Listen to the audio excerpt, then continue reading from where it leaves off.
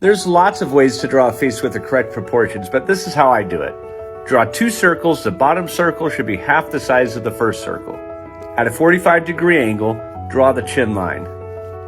Draw a dot in the center of the top circle and draw a line straight across. Draw another dot halfway in between there and draw a line straight across. And let's do it again one more time. Right in the center, draw a line straight across. Now we're going to draw three rectangles for the eye placement. The middle rectangle should be the same size as the outside rectangles.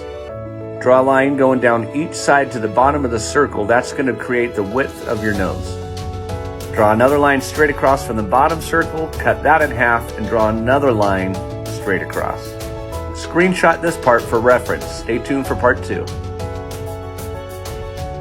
Part 2 of mapping out the face to get the right proportions. Just follow along here. Basically what I'm doing here is mapping out things that don't make sense now but will eventually.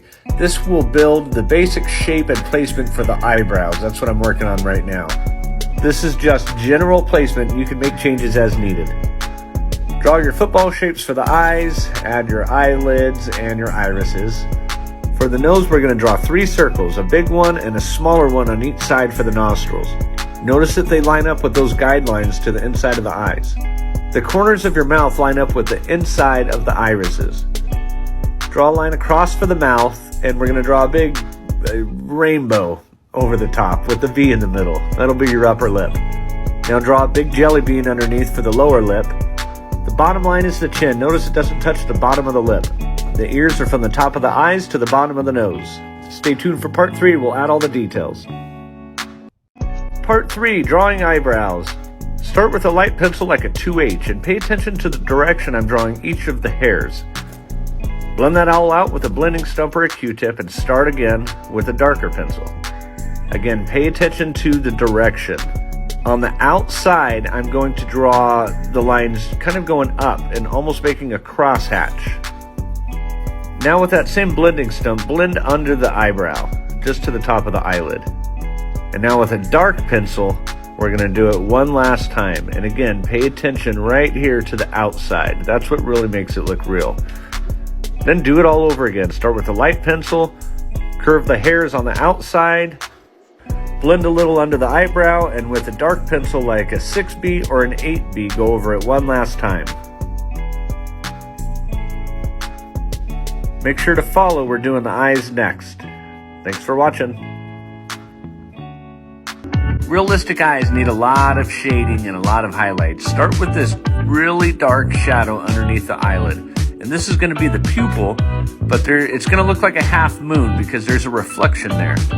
Then go through the rest of the eye with a lighter pencil, leaving the bottom of it really light. Blend it all together with one of these blending stumps.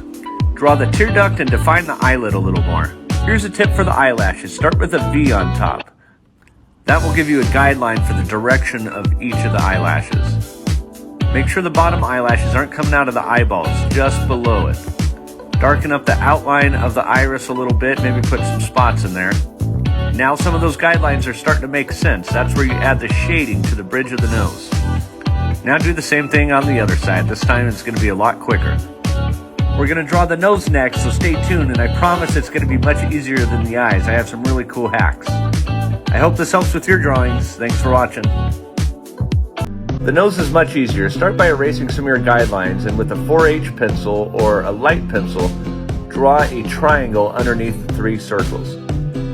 Blend that together with a blending stump, and go over the outline of all of your circles again.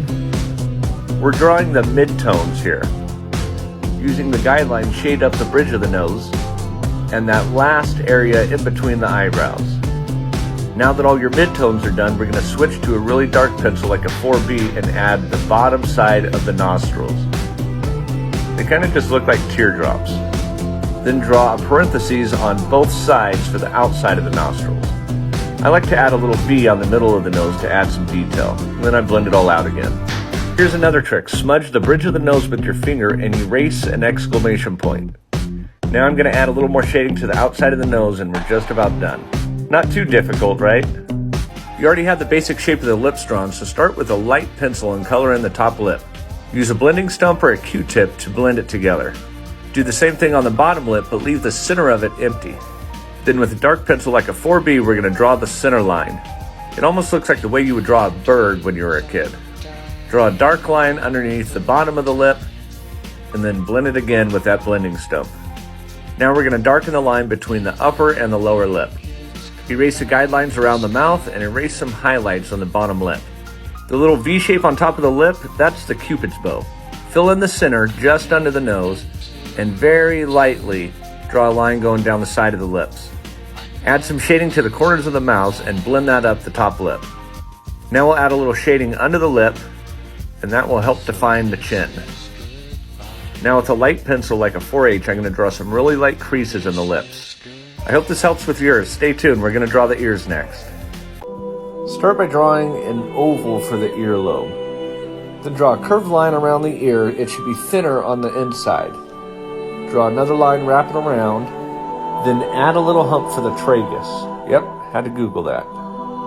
Add a little curve right here and color it in. Then add all your shading. The darkest spot should be right on the edge of the ear, right here. Hope this helps. Stay tuned, now we're going to add all the shading to the rest of the face. 3/4 of the way between the eyebrow and the top of the head is your hairline. Try to break the hair into 4 or 5 different sections. 4 or 5 big clumps. Now identify all of the darkest shadows. Don't do them all at once, just do the biggest pieces first. Once you get those penciled in, it's going to start breaking up the hair into sections and start adding more and more small clumps. Blend out your medium gray tones and erase the highlights with a fine tip eraser. Then move on to the next section. Start with your darkest shadows to help separate each chunk of hair, and then add your highlights. Don't worry about trying to draw each individual hair. You won't need to. You just want to create the impression of the hair. Now we're going to add all the shading to the face. We're all done with the face, now we just need some shading. Pretend like the light is coming from the top right, so the shadow is going to be on the top left. Try to copy the shape I'm drawing from the cheek to the chin. Now color all that in. Remember the guideline from the nostrils going to the top of the eye? That's the shadow. Color that in and underneath the bottom left side of the nose. Now draw some shading on your chin at the same angle as your cheek.